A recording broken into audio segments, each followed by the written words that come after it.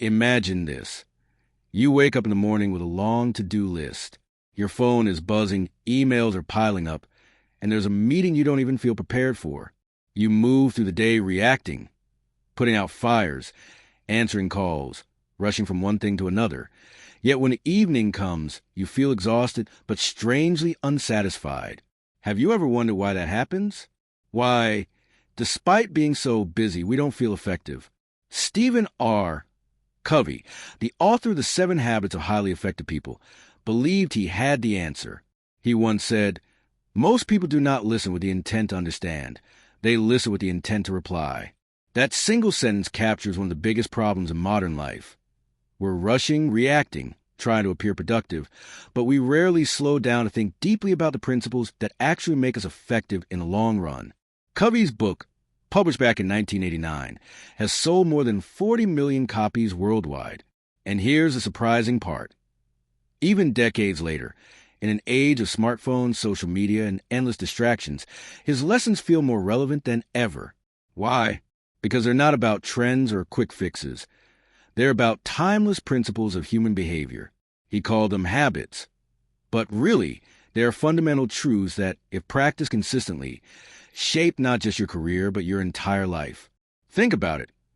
Our world is overflowing with advice. Everywhere you look, someone is offering a productivity hack, a motivational quote, or a new secret to success. Yet so many of us still feel stuck, frustrated, or burned out. That's because we chase techniques instead of principles. We try to fix problems on the surface without addressing the roots. Covey argued that lasting effectiveness comes not from personality tricks, being charming, persuasive, or appearing confident, but from building character, living with integrity, and aligning our daily actions with universal values. And that's what makes this book so powerful. It doesn't just teach you how to get more done. It teaches you how to become the kind of person who naturally attracts success, who builds strong relationships, and who creates meaningful results. When Covey talks about habits, he isn't just talking about routines like brushing your teeth or exercising. He defines a habit as the intersection of 3 things: knowledge, skill, and desire.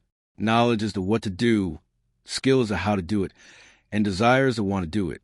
When all 3 align, a behavior becomes automatic.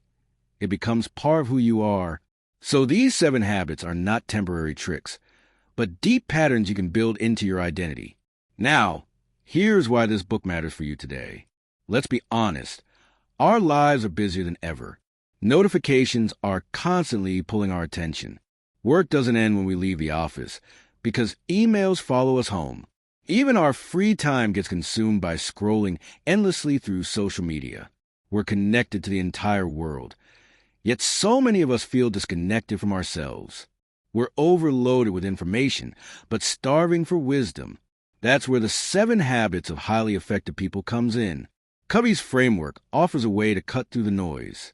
It's like a compass in a storm, helping you focus not just on speed, but on direction. Because what's the point of climbing the ladder quickly if you later realize it was leaning against the wrong wall? What struck me the most when I first read this book is how practical yet profound it is. Covey isn't just giving theories. He's showing us how small shifts in thinking can lead to massive changes in life. He doesn't ask us to completely reinvent ourselves overnight. Instead, he guides us through a journey from dependence to independence to interdependence. Think about that for a second. Dependence is when you rely on others to get by. Independence is when you take control of your own life. But interdependence, that's when you learn to collaborate, to build meaningful relationships, to create results that are greater than what you could ever achieve alone. Covey believed that real success isn't about going fast alone, but about going far together. And that requires habits, deeply ingrained patterns of thinking and acting that shape not just what you do, but who you become. In this video, we're going to explore these 7 habits in a story-like flow, not as rigid steps or dry theories, but as living principles that you can actually apply in your daily life. As we go through them, I want you to reflect on your own life. Ask yourself, which of these habits do I already practice? Which ones am I missing? And most importantly, how could my life change if I really committed to building them? Because here's the truth. Effectiveness isn't reserved for a special few. You don't need to be born talented, rich, or lucky. You just need to align your habits with timeless principles. And once you do, you start to experience a shift.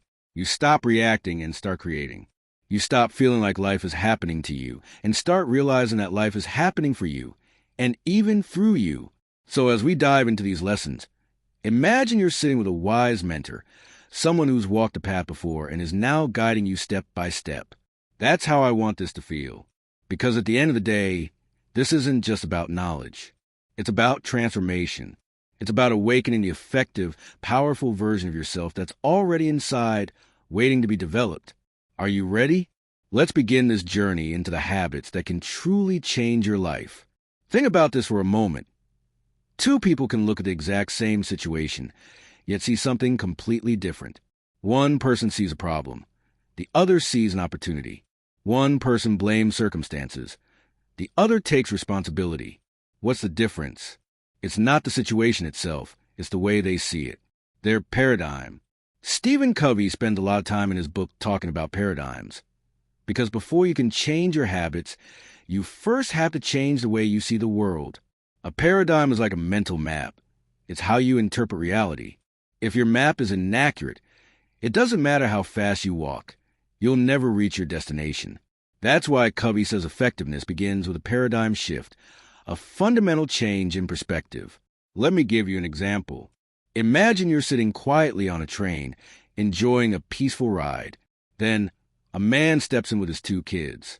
The kids are running around, yelling, disturbing everyone, and the father just sits there doing nothing. Naturally, you start to get irritated. You think, why doesn't this man control his children? Doesn't he care about the people around him? Finally, you've had enough, and you lean over to him and say, "Sir, could you please control your kids?" The man looks up, as if waking from a dream, and says, "Oh, I'm so sorry. We just came from the hospital. Their mother died an hour ago. I don't know what to do, and I guess they don't either." Suddenly, everything changes. Your irritation vanishes, replaced by compassion. You see the kids differently. You see the father differently. The situation didn't change, but your paradigm did. That's what Covey is talking about. If you want to be effective, you can't just patch up your behaviors. You need to shift the way you see yourself, others, and the world. Covey distinguishes between two kinds of success models, the personality ethic and the character ethic. The personality ethic is what many modern self-help trends are built on. Quick fixes, image management, techniques to appear confident, persuasive, or charming. It's like painting over a crack wall instead of fixing the foundation. Sure, it may look good for a while, but eventually the cracks will show again. The character ethic, on the other hand, is about building from the inside out. It's about integrity, humility, courage, fairness, patience, and hard work. These are universal principles that have stood the test of time. Covey argues that true effectiveness is based on aligning our lives with these principles, not on manipulating others or pretending to be something we're not. Now, here's where it gets interesting. Covey explains that we all move through 3 stages of maturity: dependence, independence, and interdependence. Dependence is when we rely on others for everything. As children, we depend on our parents to feed us, guide us, and protect us. Many people, even as adults, remain in this stage emotionally, always blaming others, waiting for someone else to solve their problems, or thinking, "I can't." Independence is the next level. This is when we take responsibility for our own lives. We say, "I can do it." We stop blaming others and start owning our choices. Independence is powerful. It's where you find your voice, set your goals, and build confidence. But as important as independence is, it's not the highest level. The highest stage is interdependence. This is when independent people realize they can achieve far greater things by working together. It's not I, it's we. Interdependence is what makes families strong, businesses thrive, and communities grow. It's when you understand that collaboration and synergy, the combining of strengths, creates results that none of us could achieve alone. Covey says the 7 habits are designed to guide us through this journey of maturity. The first 3 habits build independence, what he calls the private victory. The next 3 build interdependence, the public victory. And the final habit sustains and renews growth. But here's the catch. You can't skip levels. You can't be truly interdependent, building healthy, trusting relationships, if you're still dependent or haven't yet mastered independence. It's like trying to run before you can walk. That's why the first habits focus on mastering yourself before you try to master the world. This idea of inside-out growth is at the core of the book.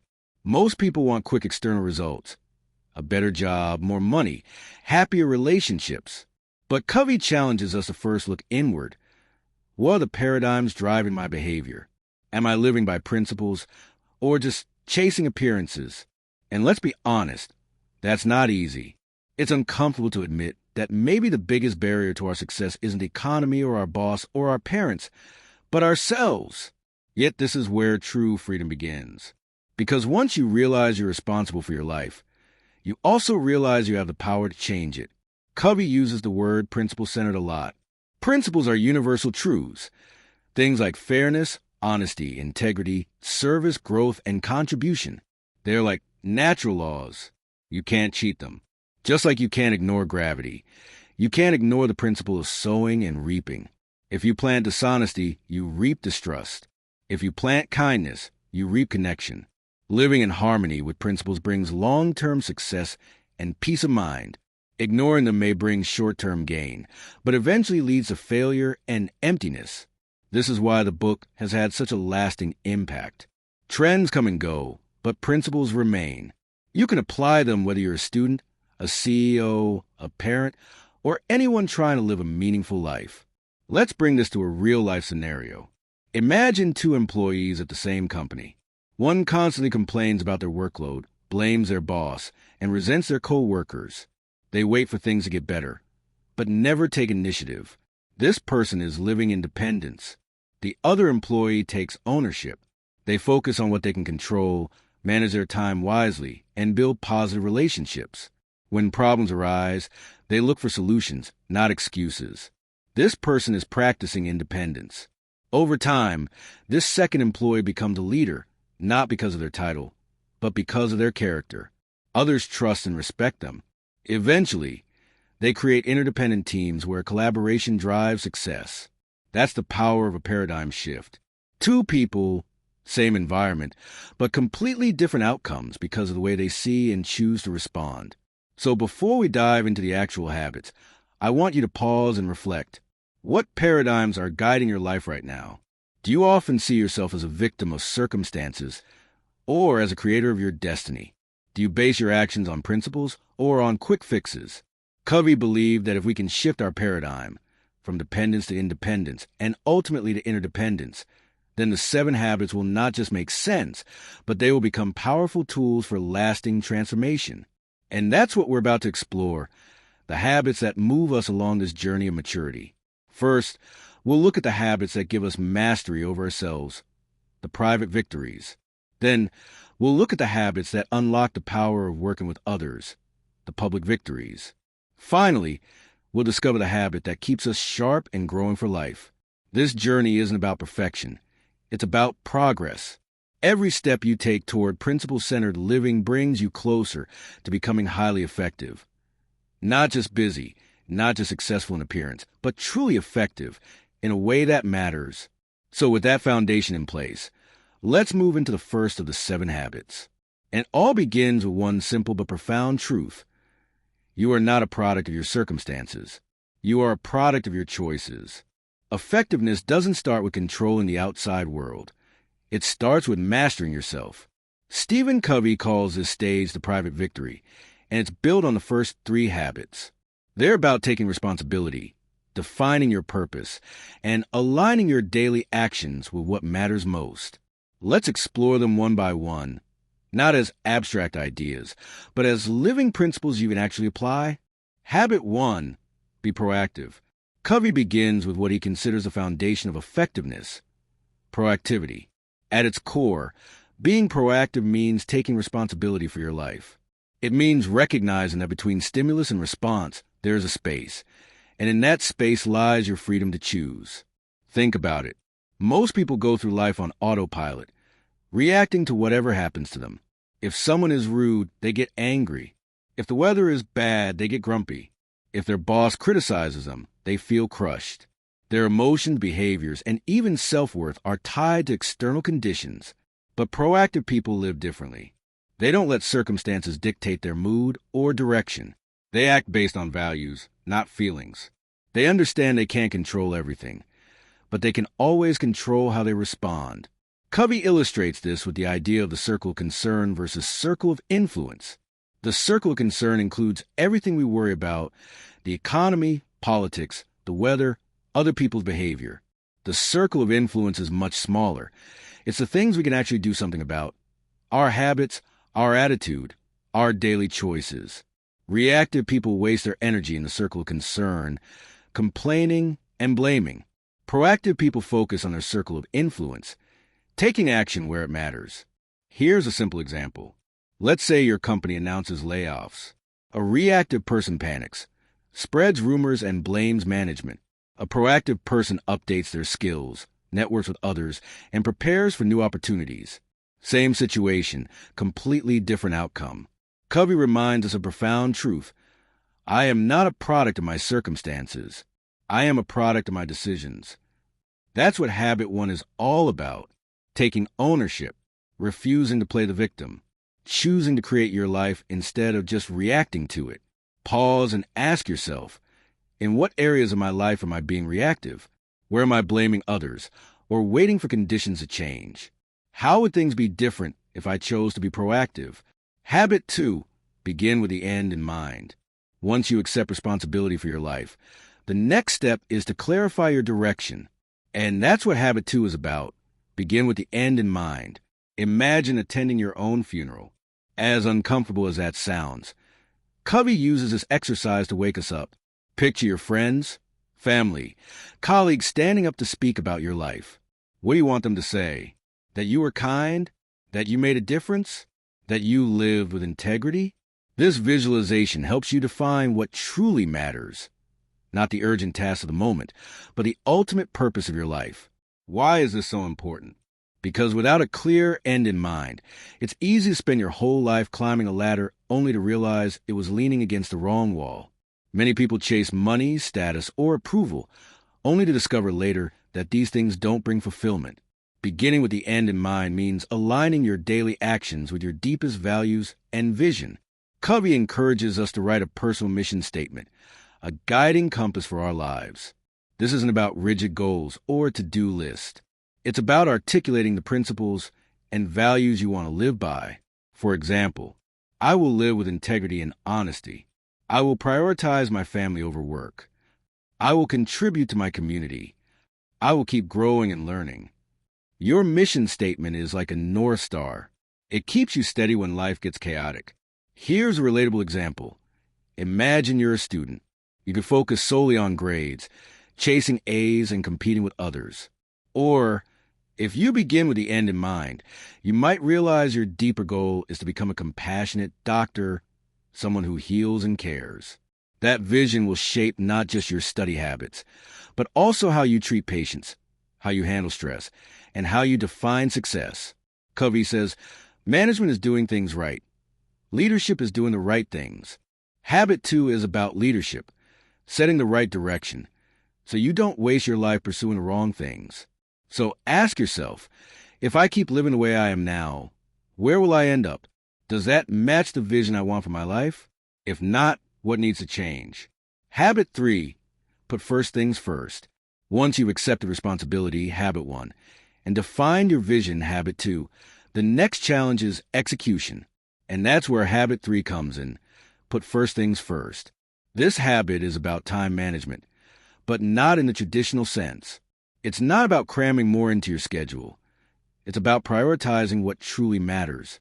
Covey explains this with his famous time management matrix, which divides activities into 4 quadrants: urgent and important, crises, deadlines, emergencies, not urgent but important, planning, relationships, health, personal growth, urgent but not important, interruptions, emails, shallow tasks, not urgent and not important, distractions, time wasters.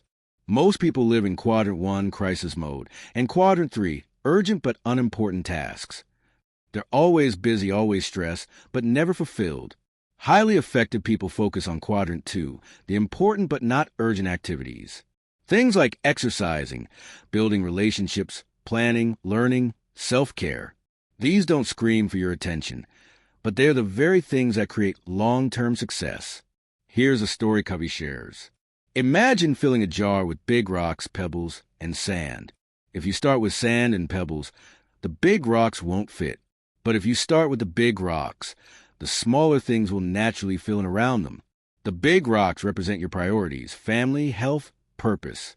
If you don't put them in first, they'll never fit later. In today's world, this is more important than ever. It's so easy to get consumed by notifications, emails, and endless tasks that feel urgent. But will they matter in 5 years? Probably not. What will matter is the time you spent with loved ones, the skills you developed, the contributions you made. So putting first things first means saying no to distractions, so you can say yes to what matters most. It's not about balance, but about intentionality. Covey reminds us, the key is not to prioritize what on your schedule, but to schedule your priorities. Practical example. Let's say you want to improve your health. Quadrant 1 is rushing to the doctor when you're sick. Quadrant 2 is exercising daily, eating well, and getting checkups, preventing problems before they become urgent. Effective people live in Quadrant 2. Take a moment and think, what are the big rocks in my life? Am I putting them in first? Or am I letting sand and pebbles fill up my days? The private victory. These first 3 habits. Be proactive, begin with the end in mind, and put first things first. Together create the private victory. They shift you from dependence to independence, from blaming others to owning your choices, from drifting aimlessly to living with vision, from reacting to distractions to focusing on what truly matters. And here's the beauty. Once you master these, you don't just feel more effective. You actually become the kind of person who can handle bigger challenges, who can build deeper relationships, and who can lead with confidence. Covey believed you can't win in public until you win in private. You can't manage others until you manage yourself.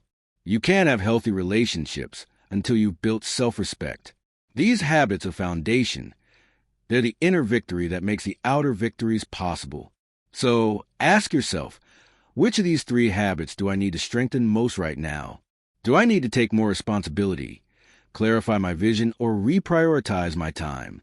Choose one. Start practicing it daily. Because the small, consistent actions you take in private will shape the life you live in public. And once you've achieved the private victory, you're ready for the next stage of growth, the public victory. This is where effectiveness expands beyond yourself, into your relationships, your teamwork, and your ability to create results with others. Effectiveness isn't just about what you achieve alone. It's about what you can achieve with others. Covey calls this the public victory, and it begins with a mindset shift. You can't go through life thinking only in terms of your own success, your own needs, and your own wins. Because sooner or later, you'll realize that life is deeply interdependent. Our careers, our families, our communities, they all rely on how well we connect and work with other people. That's why the next 3 habits are so powerful. They aren't just about building good relationships. They're about transforming the way you see and engage with people. Habit 4, think win-win. How do you see life? Do you see it as a competition, where for you to win, someone else has to lose? Or do you see it as a game where success can be shared, where both sides can win together? Covey explains that most of us are conditioned to see life through a win-lose lens. From school grades to job promotions, we're taught that if someone else gets a prize, we can't. This mindset may create short-term victories, but it poisons relationships in the long run. Habit 4, think win-win, is about rejecting the scarcity mindset and embracing abundance. It's the belief that there's enough success, recognition, and opportunity for everyone. And it's a determination to create agreements and solutions that benefit both sides. Let's make this practical. Imagine you're negotiating a salary with your employer. A win-lose mindset might say, if I push for more pay, the company loses. If they refuse, I lose. But a win-win approach asks, how can we structure this so both of us gain? Maybe you agree on a salary increase tied to specific performance goals.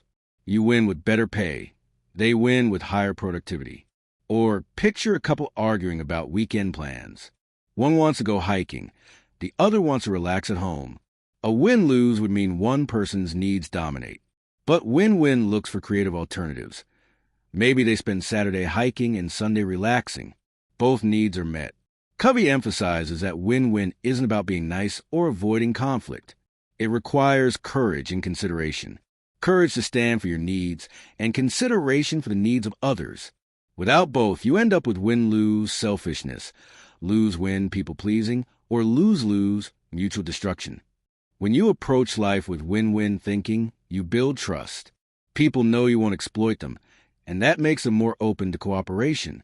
In the long run, this creates stronger partnerships, better outcomes, and deeper respect. Ask yourself, where in my life am I playing win-lose? What would it look like if I started seeking win-win solutions instead? Habit 5. Seek first to understand, then to be understood. This may be the most powerful relationship habit of all. Covey explains that most people don't listen to understand. They listen to reply. While someone is speaking, we're busy preparing our answer, defending our view, or rushing to give advice. As a result, we don't truly hear the other person. Habit 5 is about reversing that pattern. Seek first to understand, then to be understood. In other words, listen with empathy before you speak with influence. Think about the last time you felt deeply understood. Maybe it was a friend who listened without judgment, or a teacher who really saw your potential.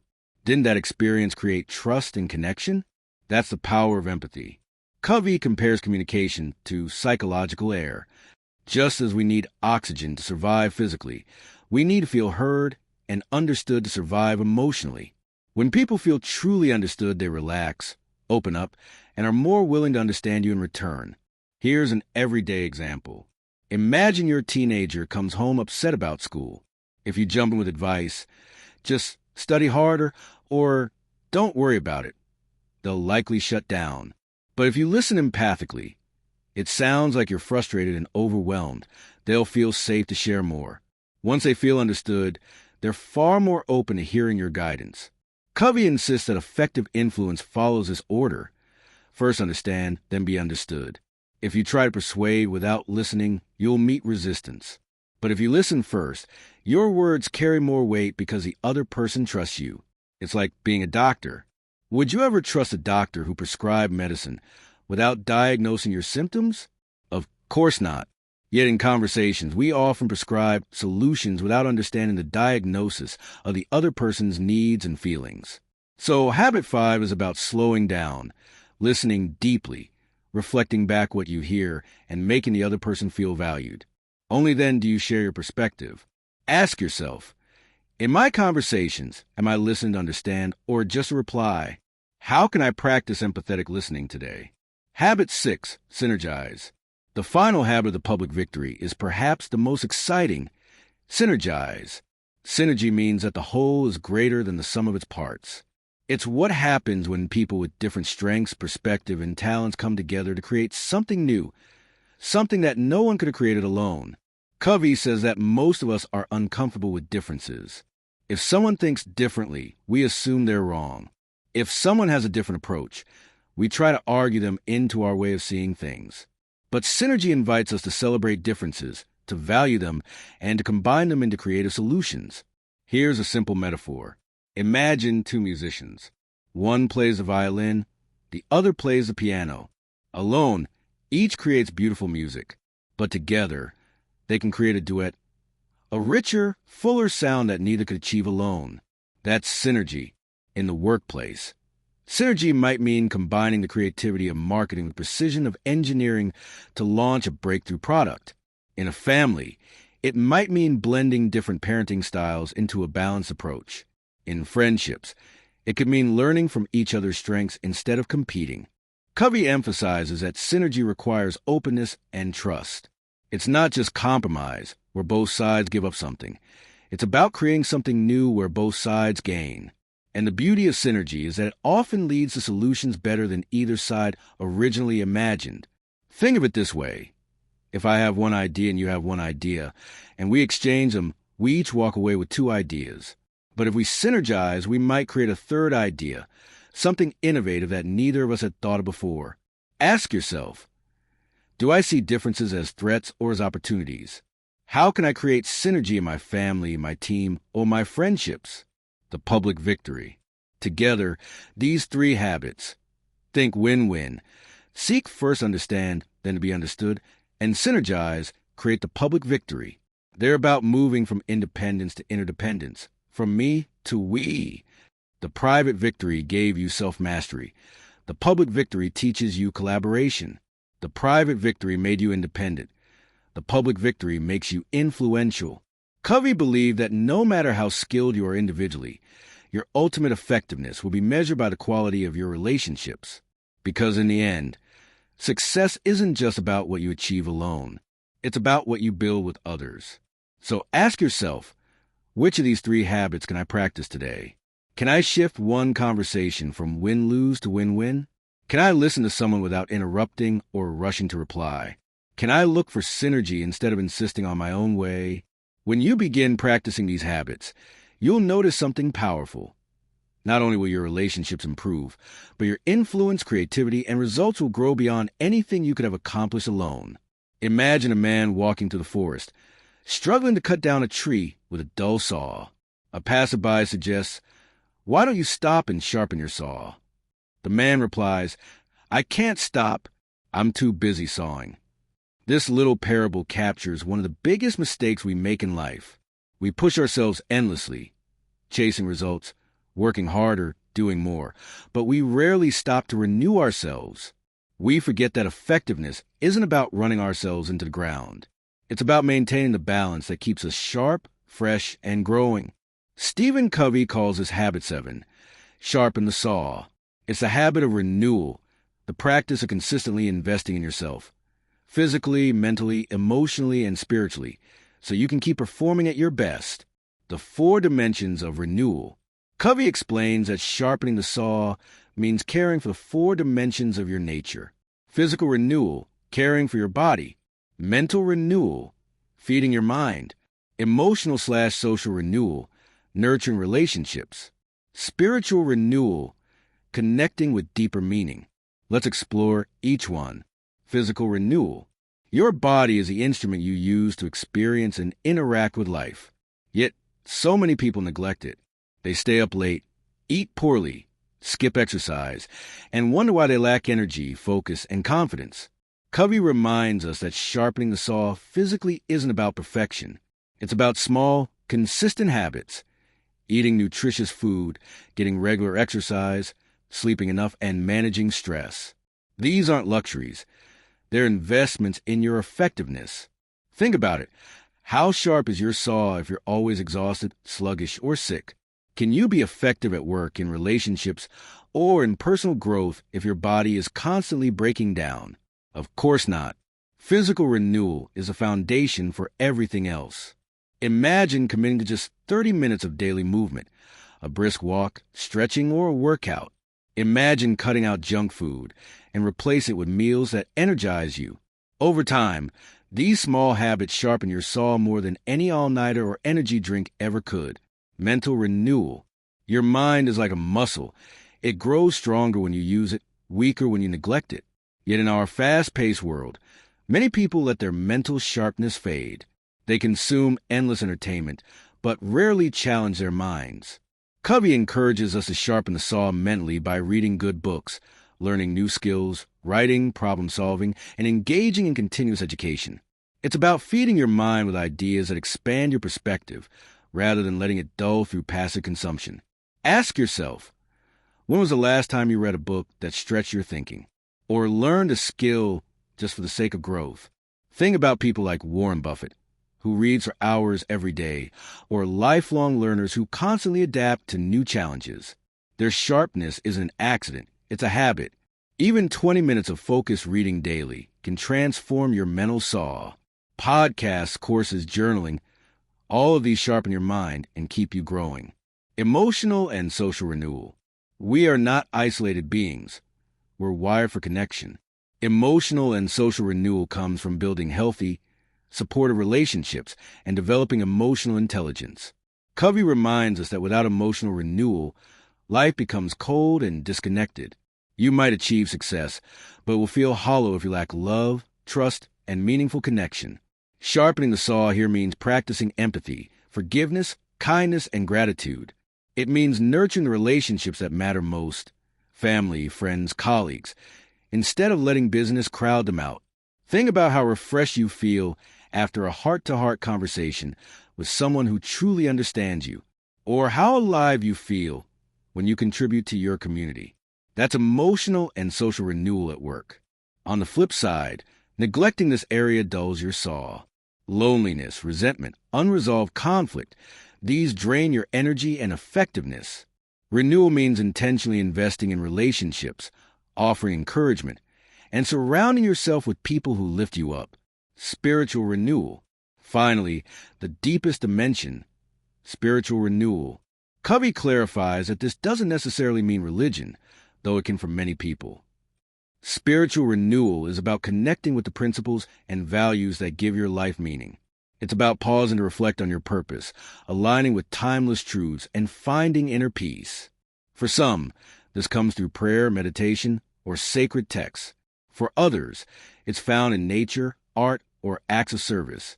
Without spiritual renewal, life becomes shallow. You may achieve goals, but they won't satisfy you. You'll feel like something essential is missing. With spiritual renewal, however, you find direction, resilience, and strength to keep going when life gets tough. Think of it as sharpening the inner saw, the part of you that decides what kind of person you want to be, what values guide you, and what kind of legacy you'll leave. The balance of renewal. The beauty of Habit 7 is that it's holistic. You can't just sharpen one part of yourself and neglect the others. For example, you might be physically strong but spiritually empty, or mentally sharp but emotionally broken. True effectiveness requires balance. When you renew all 4 dimensions, they feed into each other. A strong body gives you energy to learn. A sharp mind helps you build relationships. Deep relationships nurture your spirit. A strong spirit motivates you to care for your body. It's a cycle of renewal, and the more you practice it, the sharper you become. Why renewal matters. Here's the truth. If you don't make time for renewal, you'll eventually burn out. You'll work harder and harder with less and less effectiveness. Like the man sawing with a dull blade, you'll mistake busyness for productivity. But when you sharpen the saw, everything changes. You don't just work harder, you work smarter. You don't just survive challenges, you thrive through them. You don't just chase success, you enjoy the journey. Covey emphasizes that sharpening the saw isn't something you do once. It's a lifelong habit, a daily, weekly, and seasonal rhythm of renewal. It's the discipline of pausing, reflecting, and refueling so you can keep growing without breaking down. A call to action. Take a moment right now. Which of your saws is dull? Is it your physical energy, your mental sharpness, your relationships, or your sense of purpose? Choose one small action today to sharpen it. Maybe it's a 20-minute walk. Maybe it's journaling your thoughts. Maybe it's calling a loved one. Maybe it's 10 minutes of quiet reflection. It doesn't have to be big. It just has to be consistent. Over time, those small acts of renewal compound into a sharp, powerful life. The habit of continuous growth. Habit 7 reminds us that effectiveness is not a destination. It's a journey. You never arrive fully sharpened. Life constantly wears you down, and renewal constantly sharpens you back up. The process never ends, and that's the beauty of it. Covey leaves us with this wisdom. We must never become too busy sawing to take time to sharpen the saw. When you live this habit, you build resilience. You create balance. You keep your energy, your passion, and your effectiveness alive. And ultimately, sharpening the saw ensures that you don't just achieve success. You sustain it, enjoy it, and share it with others.